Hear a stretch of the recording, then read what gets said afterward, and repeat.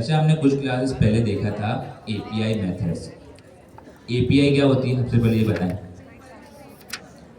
क्या होती है। बैकएंड और फ्रंट एंड के दरमियान एक कम्युनिकेशन कह सकते हैं, ब्रिज कह सकते हैं, वो कायम करती है। बैकएंड से डेटा कहाँ पर प्रोवाइड करती है, फ्रंट एंड पे, और वो डेटा जो जाता है, अच्छा लड़कियों में से दरख्वास्त है प्लीज़ खामोश हो जाए। या एपीआई हमने देखा फ्रंट एंड पे डेटा भिजवाने के लिए होती है, और डेटा किस फॉर्मेट में आता है, सब बोलेंगे किस फॉर्मेट में आता है, जेसन फॉर्मेट में, ठीक है।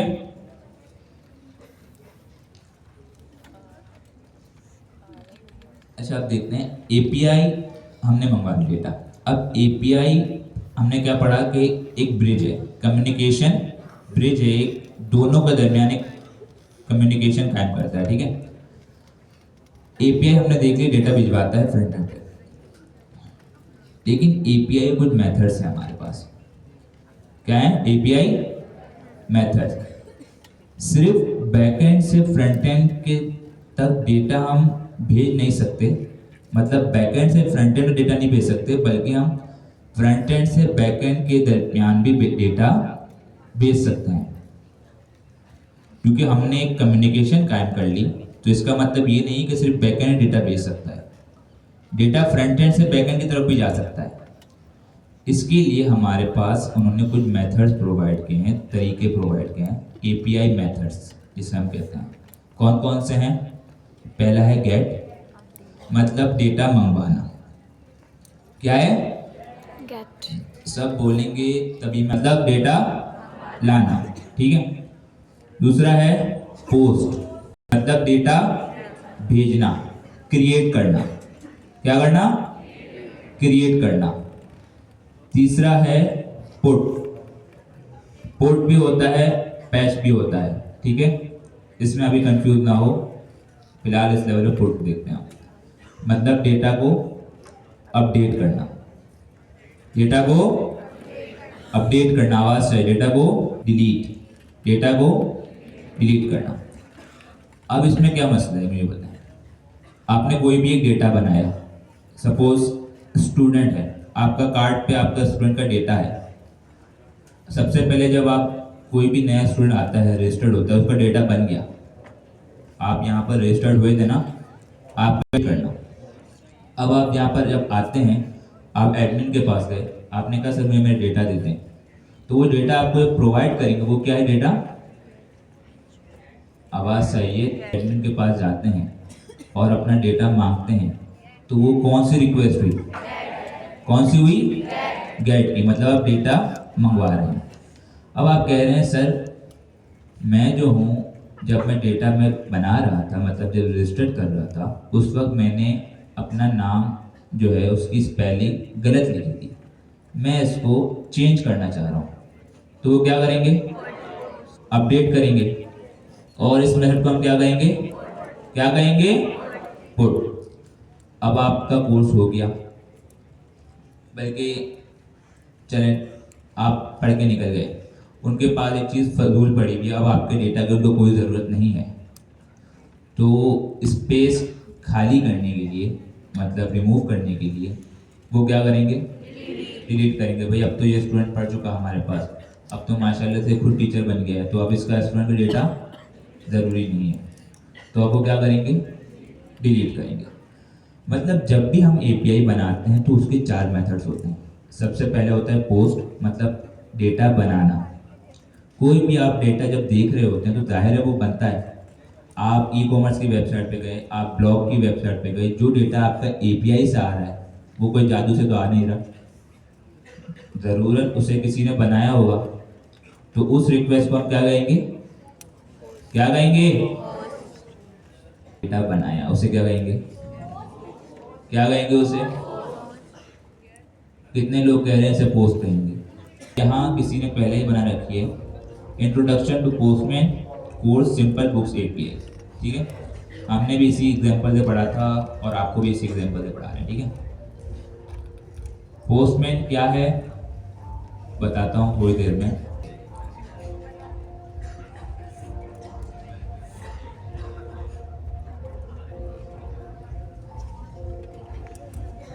ये क्या है? क्या है ये? यूआरएल।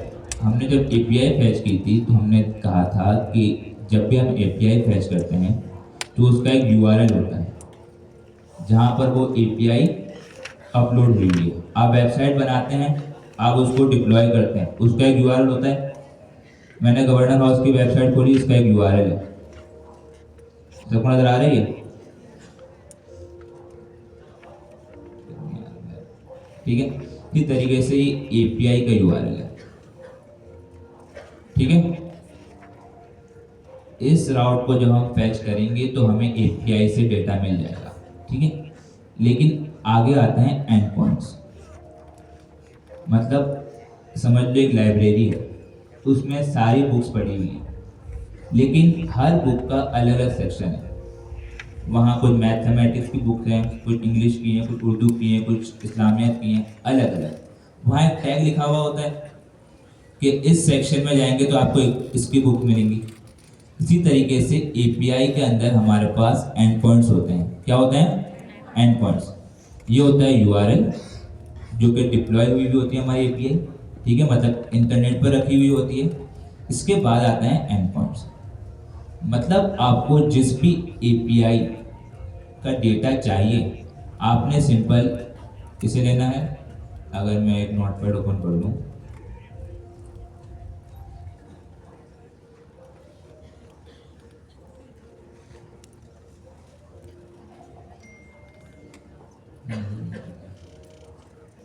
वो भी नहीं हो रहा, वो नहीं हो रहा।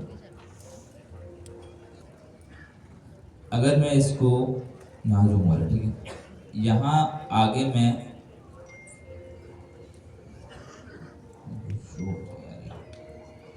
खैर सबको नजर आ रही है? जूम नहीं हो रहा है। खैर, अगर मैं चाहता हूँ कि मुझे बुक्स का डेटा मिल जाए तो मैंने यहाँ पर स्लैश लगाना है और आगे लिख देना बुक्स। लेकिन ऐसा नहीं है कि कुछ भी लगा सकते हैं, जो एंड पॉइंट्स जहाँ प्रोवाइड किए गए हैं हम वही यूज़ कर सकते हैं। जैसे बुक्स का, तो हमने पिछली क्लास में देखा था, सर बिलाल ने भी आपको करवाया था कि हमने डेटा फैच किया था बुक्स का। उसी तरीके से किया था कि हमने कहा था ये यूआरएल है पूरा, आगे हमने लगा दिया एंड पॉइंट बुक्स का। तो अब वो क्या करेगा? क्या करेगा वो? बुक्स का डेटा फैच करके ले आएगा। ये क्लियर है? ठीक है, अच्छा अब बात करते हैं। ये बताएं, आप लोग फ्रंट एंड बनाते हैं फिर उसे टेस्ट करते हैं, क्लियर है? ठीक है, टेस्ट करे बगैर आप लोग उसे डिप्लॉय करते हैं, आप लोग कर देते होंगे, लेकिन नॉर्मली ऐसा नहीं होता। आप हर स्क्रीन पे उसे टेस्ट करते हैं कि जो हमने बनाया है फ्रंट एंड, क्या ये सही है। हम एक इसका ऑल्टरनेट देखेंगे, ठीक है, लेकिन पोस्टमैन कर लीजिएगा क्योंकि ये थोड़ा अलग से, मतलब पूरे इसी चीज़ के लिए टूल बनाया गया तो इसमें ज़्यादा फंक्शनलिटीज है। ठीक है, आज की क्लास में हम जो देखेंगे वो है थंडर क्लाइंट। क्या नाम है? थंडर क्लाइंट, जो कि पोस्टमैन का ऑल्टरनेट है। मतलब हम उसे यूज़ करके भी एपीआई टेस्ट कर सकते हैं। सबसे पहले मैं अपना फोल्डर ओपन कर लेता हूँ, ठीक है, VS कोड में। अच्छा ये बताएं, VS कोड हमारे पास एक IDE है, ठीक है,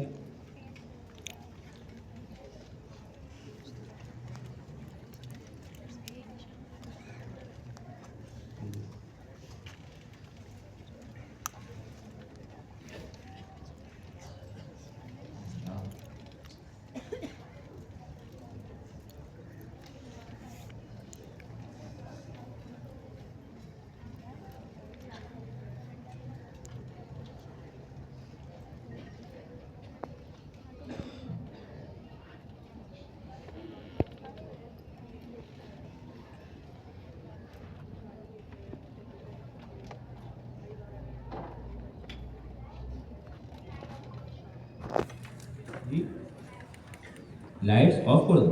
कौन सी? ये ऑफ हो सकती है वैसे लाइट। VS कोड हमारे पास एक IDE है, मतलब काम करने के लिए इन्वायरमेंट है, ठीक है, इतना तो पता है ना सबको। VS कोड में हमारे पास कुछ एक्सटेंशंस होते हैं, ये समझे एक प्लगइन होते हैं, ये भी एक टूल होते हैं हमारे लिए, जो कि हमें डेवलपमेंट में आसानी प्रोवाइड करते हैं, हेल्प प्रोवाइड करते हैं। यहाँ मैं जाऊँगा VS कोड के अंदर, तो जहाँ लेफ्ट साइड पर आपके पास दूसरी चीज़ें आ रही होती हैं, फाइल एक्सप्लोरर है, ये सर्च का आइकन है, ये सोर्स कंट्रोल है, यहाँ से भी आप अपलोड कर सकते हैं गिटहब पर। ये डिबगिंग के लिए है, फिलहाल किसी ने यूज़ किया होगा, किसी ने नहीं किया होगा, ठीक है। ये है एक्सटेंशंस, जब हम इस पर क्लिक करेंगे तो यहाँ पर मल्टीपल एक्सटेंशन हमारे पास आते हैं, ठीक है। मैं इसमें सर्च करूँगा थंडर, क्या है, थंडर क्लाइंट।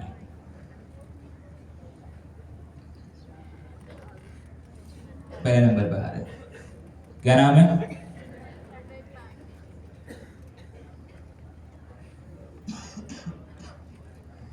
सबको नजर आ रहा है थंडर क्लाइंट। अब ये क्या कह रहा है, thunder client is a light weight rest API client extension for VS code, ठीक है। सिंपल हम ये समझ सकते हैं कि एपीआई टेस्ट करने के लिए हम थंडर क्लाइंट इस्तेमाल कर सकते हैं, क्योंकि एपीआई किसी ने बना रखी है, समझ लो हमने बनाई है, ठीक है, इस केस के अंदर। अब हमें एपीआई को टेस्ट करना है कि जो हमने एपीआई बनाई है क्या वो सही काम कर रही है या नहीं। तो यहाँ पर मैं इसे इंस्टॉल कर लूँगा, यहाँ इंस्टॉल का ऑप्शन आ रहा होता है, जैसे आपने इंस्टॉल किया ये आ गया। अब मैं दोबारा अपना फोल्डर में जाऊँगा, तो यहाँ देख रहे हैं मेरे पास एक आइकन आ गया थंडर क्लाइंट का, सबको नज़र आ रहा है, ठीक है। मैंने इसे ओपन कर दिया, ऐसा आपके पास एक व्यू आ जाएगा फर्स्ट टाइम में। अब हमें इसकी ज़रूरत नहीं है, रिलीज नोट्स छोड़ दो। यहाँ पर एक हमारे पास साइड बार आ रहा है, क्लियर है, ठीक है। अगर ये जूम हो जाए तो अच्छा है, हो गया। सबको नज़र आ रहा है, ये नज़र आ रहा है सबको, ठीक है। मुझे आज मुर्दा आवाम नहीं चाहिए, जागने वाली आवाम चाहिए, ठीक है, क्योंकि ये बहुत इंपॉर्टेंट है, आपको ये बहुत काम आएगा। एपीआई इंटीग्रेशन फ्रंट एंड का एक क्रूशियल पार्ट होता है, सिर्फ यूआई बनाना फ्रंट एंड डेवलपर की जिम्मेदारी नहीं है, एपीआई इंटीग्रेशन आपको आनी चाहिए, ठीक है। अब जी किसी ने कुछ क्वेश्चन किया, ठीक है। यहाँ हमारे पास आ रही है न्यू रिक्वेस्ट, क्योंकि हम एपीआई को रिक्वेस्ट करते हैं, ठीक है। हमने क्लिक किया न्यू रिक्वेस्ट पर, यहाँ हमारे पास, मैं थोड़ा जूम आउट करूँगा, अगर नज़र ना आए तो बता दीजिएगा, लेकिन मुझे अभी थोड़ा काम करना है तो, ठीक है। अभी इस लेवल पर मेरे पास, जब मैं न्यू रिक्वेस्ट पर क्लिक करूँगा एक ऐसी यूआई ओपन हो जाएगी। यहाँ देख रहे हैं हमारे पास एक डमी यूआरएल उसने दिया हुआ है, मतलब वो बता रहा है कि आपने यूआरएल यहाँ पेस्ट करना है, ठीक है। इसके साथ साथ यहाँ एक ड्रॉप डाउन है, सबको नज़र आ रहा है, अच्छा कुछ देर के लिए खामोश हो जाए, जी सर। ये हमारे काम के नहीं, ठीक है, हमने सिर्फ ये 4 देख लिया, क्लियर है इतना। हमने देखा एपीआई बनाते हैं, इसके बाद टेस्ट करते हैं, टेस्ट करने के लिए कुछ टूल्स होते हैं, एक है पोस्टमैन जो कि हम वाइडली यूज़ करते हैं। अगर पोस्टमैन हमारे पास फिलहाल नहीं है तो हम VS कोड से भी टेस्ट कर सकते हैं। एक एक्सटेंशन है जिसका नाम है थंडर क्लाइंट, नेम नोट कर लीजिएगा अपने पास, घर पर जाकर सिंपल आप जैसे दूसरे एक्सटेंशन इंस्टॉल करते हैं इसी तरीके से ये भी हो जाएगा, ठीक है। मैं कहा गेट, पहले मुझे चेक करना है जी, एंड गोल क्या है, काम चलना चाहिए, ठीक है। अब आते हैं यूआरएल की तरफ। हमने कहा ये हमारा यूआरएल नहीं है, तो हम क्या जाएंगे, वेबसाइट पर जाएंगे और इसे हमने ओपन कर दिया। ये यूआरएल हमने यहाँ से लिया, कॉपी किया, जिसमें हम लोग स्पेशल ट्रेनिंग कर आए हुए हैं, यहाँ पेस्ट कर दिया, क्लियर है, इसमें कोई मसला नहीं, ठीक है। अब हम जाते हैं दोबारा वेबसाइट, क्योंकि ये सिर्फ यूआरएल है। अब मुझे उसे बताना है मुझे डेटा किस चीज़ का चाहिए, लाइब्रेरी में हम पहुंच गए। अब मुझे उस सेक्शन में जाना है, उस जगह पर जाना है जहां से मुझे उस स्पेसिफिक चीज का डेटा मिल जाए। तो मैं चाहता हूं मुझे बुक्स का डेटा मिल जाए। तो यहाँ ये बता रहा है कि आपने स्लैश लगा के बुक्स लिखना है। ठीक है, मैं दोबारा गया, मैंने इसको दोबारा पेस्ट कर दिया। ये देख रहे हैं सब? क्या यूआरएल बन रहा है total? https simple books API glitch.me, मतलब एक डिप्लॉयड यूआरएल है। आगे मैंने स्लैश लगाया और बुक्स। ये जो स्लैश है ना, इसको क्या कहते हैं? And point. ठीक है, अगर मैंने इसे ऐसे लिख दिया ना तो ये काम नहीं करेगा। जब भी एंड पॉइंट आता है तो एंड पॉइंट हमेशा स्लैश के बाद बुक्स या जो भी नाम हो, यहाँ पर हमारे पास अगर ऑर्डर्स का डेटा हो तो ऑर्डर्स लिख देंगे। ठीक है, अभी मैं बुक्स का डेटा ला रहा हूँ, मैंने कहा बुक्स। क्लियर है? रिक्वेस्ट कौन सी है? रिक्वेस्ट कौन सी है? गेट की। मतलब क्या होगा? डेटा आएगा। हमने कहा सेंड कर दो, मतलब भेज दो रिक्वेस्ट को। यहां हमारे पास नीचे रिस्पॉन्स आ गया। देखा रिस्पॉन्स स्टेटस 200 ओके। जब भी हमारे पास एपीआई बनाते हैं तो वो हमें कुछ स्टेटस रिटर्न करती है। मतलब हम कोई पूछते हैं ना स्टेटस, आपका स्टेटस क्या है? व्हाट्सएप का आपका स्टेटस होता है। इस तरीके से एपीआई के स्टेटस होते हैं, कुछ कोड होते हैं। ये नहीं लिखा हुआ होता कि सब सही काम चल रहा है या सब ओके है। इसके कुछ कोड होते हैं हमारे पास। 200 मतलब सक्सेस, 200 सक्सेस। 404 एरर तो है पर क्या है? नॉट फाउंड, मतलब जो चीज़ आप ढूंढ रहे हैं वो हमें नहीं मिली। इसी तरीके से 300 भी होता है, 301, 401 अनऑथोराइज भी होता है। ठीक है, मल्टीपल हमारे पास एरर्स होते हैं, उनको देखकर स्टेटस कोड को देखकर हम पहचानते हैं कि क्या मसला है। अगर यहाँ मुझे 404 मिल जाए, जैसे मैंने अगर कहा बुक, एंड पॉइंट क्या था हमारा? बुक्स। मैंने क्या किया? बुक कर दिया। क्या दे रहा है मुझे? 404 नॉट फाउंड। मैंने दोबारा कर दिया बुक्स। अब ये देख रहे हैं किस फॉर्मेट में डेटा? जेसन। और ये एरे में होता है क्योंकि बहुत सारे डेटा हैं, तो हमेशा जब भी मल्टीपल डेटा आएंगे तो किस फॉर्मेट में आएंगे? एरे के अंदर आएंगे। इतना क्लियर है? ठीक है, गेट की हो गई। अब हम आगे जाते देखते हैं क्या कह रहा है वो। पहले वो कह रहा है लिस्ट ऑफ बुक्स। अगर आपको सारी बुक्स चाहिए तो आप ये कर लो। ठीक है, ये बता भी रहता है, जैसे खुद पढ़ लीजिएगा कि return a list of books. ठीक है, अब कह रहा है गेट अ सिंगल बुक। ऐसा होता है ना, हम सिर्फ एक डेटा चाहते हैं स्पेसिफिक। मैं चाह रहा हूँ कि मुझे बुक्स तो हैं सारी मैथमेटिक्स की। ठीक है, मैं चाह रहा हूँ उसमें से एक स्पेसिफिक बुक मुझे मिल जाए। ये भी आप करवा सकते हो। क्या है? Get a single book. अब उसे क्या बता रहा है? जब भी आपको बुक एक सिंगल चाहिए तो उसके लिए आपने बुक्स लिखने हैं, आगे एक आईडी देनी है। ये देख रहे हैं? ये थोड़ा इसको जूम कर लूं। जब भी आप कहीं देखें ना इस तरीके का, तो इसका मतलब ये नहीं होता कि पूरा कॉपी पेस्ट करके इसको आप दे दें। ये बता रहा है, एक एग्जाम्पल दे रहा है। जब भी ये कॉलम के साथ कोई आप वर्ड देखें तो समझिएगा कि ये एक एग्जाम्पल बता रहा है, इसकी जगह कुछ और आएगा। तो वह कह रहा है कि retrieve detail information about a book. कैसे? बुक्स लिखो स्लैश आगे बुक की आईडी दे दो। चेक करते हैं ऐसे। ठीक है, एक मिनट, पहले मैं इसको पूरा कॉपी करूंगा क्योंकि आप भी यही करेंगे, मुझे पूरा आप पर भरोसा है। ठीक है, इस रिक्वेस्ट को रहने देते हैं। अब मैं कह रहा हूं एक और रिक्वेस्ट बनाओ। ठीक है, इसमें मैं पहले क्या करूंगा?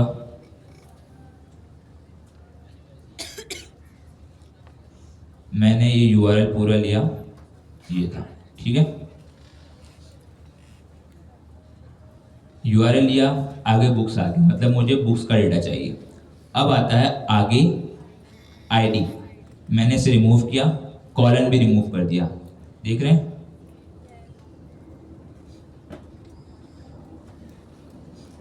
मेरे पास ऐसा था, ये कह रहा है यहाँ बुक की आईडी आएगी। जब भी आप कोई ऐसा डेटा देखें जहाँ पर कॉलन के साथ कोई वर्ड लिखा हुआ हो तो समझ जाइएगा एक एग्जाम्पल है, वो बता रहा है कि यहाँ पर वो चीज़ आएगी। मतलब यहाँ वो क्या कह रहा है, बुक की आईडी। मैंने इसे रिमूव किया, मैं डेटा में गया, अब ये देख रहे हैं क्या है, आईडी क्या है 1 2 3। मैं कह रहा हूँ मुझे नंबर 2 पर जो आईडी है वो वाली बुक चाहिए।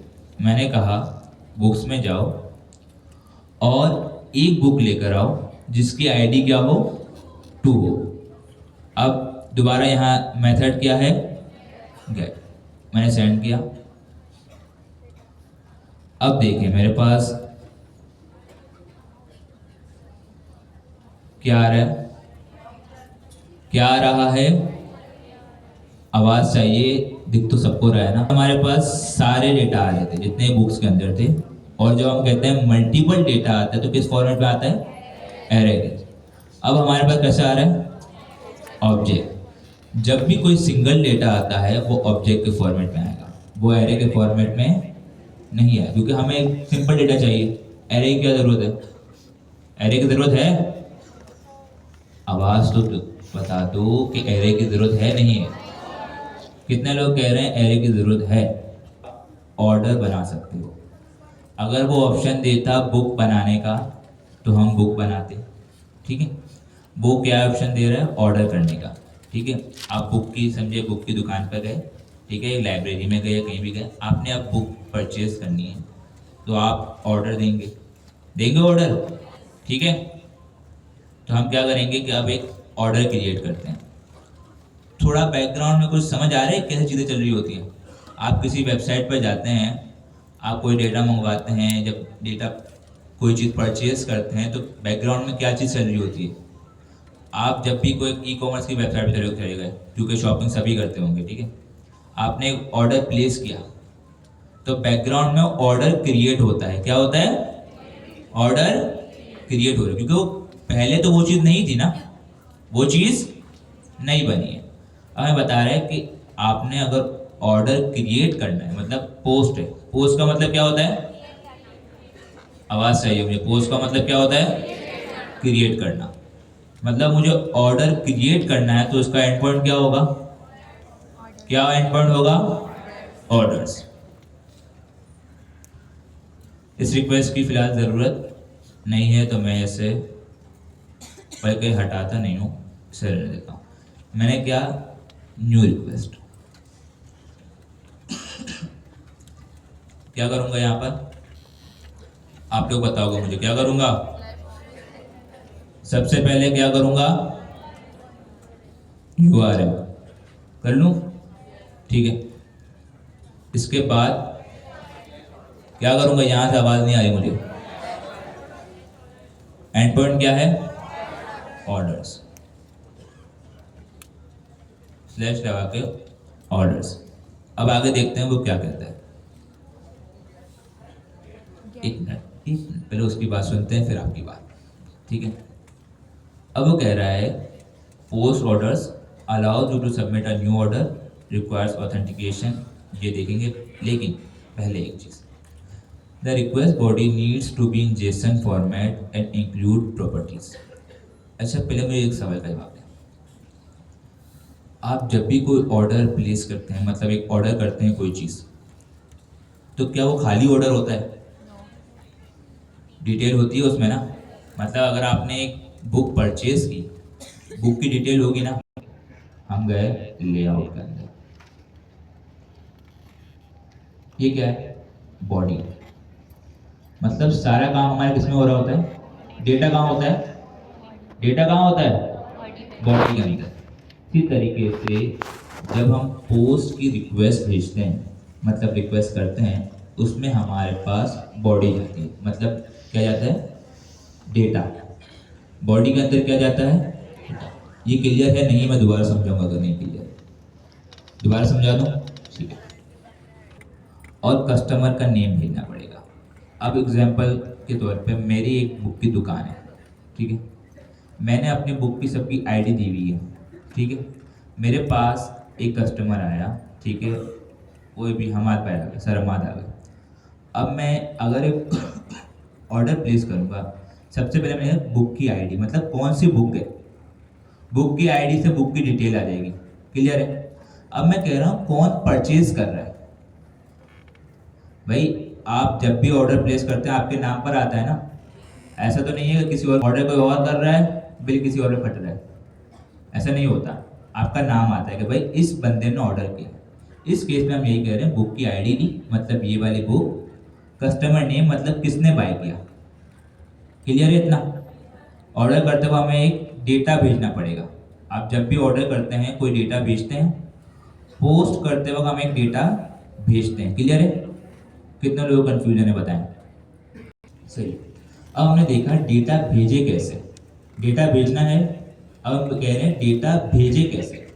तो हमें पता है कि जब भी हम डेटा भेजते हैं, अगर हम नेक्स्ट.जेएस की बात भी करें तो सारा डेटा जाता है बॉडी के अंदर। किसके अंदर जाता है? किसके अंदर जाता है? बॉडी के अंदर। इसी तरीके से हमारे पास नेक्स्ट.जेएस के एपीआई जब भेजते हैं तो उसके अंदर डेटा किसमें जाता है? बॉडी के अंदर। तो यहाँ हमारे पास कुछ ऑप्शंस आ रहे हैं, हेडर्स और बॉडी। क्लियर है? हमने बॉडी पे क्लिक किया। बॉडी पे जब क्लिक किया, यहाँ पर कुछ ऑप्शंस आ रहे हैं हमारे पास। पहला क्या है? जेसन। दूसरा एक्सएमएल, टेक्स्ट, फॉर्म इनकोडेड। अभी फिलहाल इससे हमें काम नहीं है। हमने बात की थी, हमने पढ़ा है, हमें ये पता है कि जब भी एपीआई की बात होती है, रेस्ट एपीआई की बात, डेटा का जो फॉर्मेट होता है वो कौन सा होता है? जेसन। हमें ये पता है जब हमें सिंगल डेटा भेजना होता है या मंगाना होता है, हम किस में मंगाते हैं? ऑब्जेक्ट में। किस में मंगाते हैं? ऑब्जेक्ट में। मैंने कहा एक ऑब्जेक्ट बनाया, ठीक है। अब मैं कह रहा हूँ जेसन फॉर्मेट देने होंगे। जेसन फॉर्मेट हम कैसे देते हैं? की वैल्यू पेयर। की वैल्यू पेयर।